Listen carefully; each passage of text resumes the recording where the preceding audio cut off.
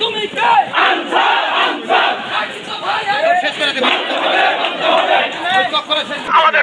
আমাদের দাবি এক দফা এক দাবি জাতীয়করণ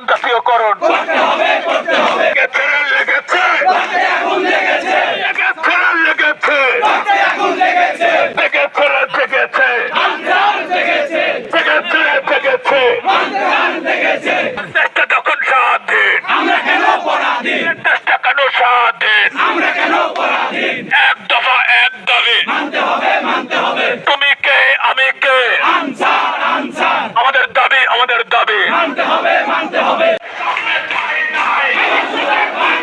আমার সোনার বাংলায়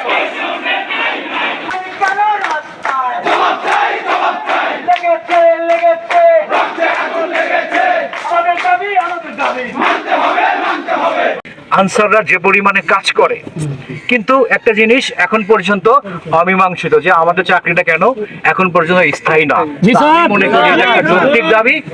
আমি মনে করি আপনারা আন্দোলন করার আগে আমি আন্দোলন করেছি।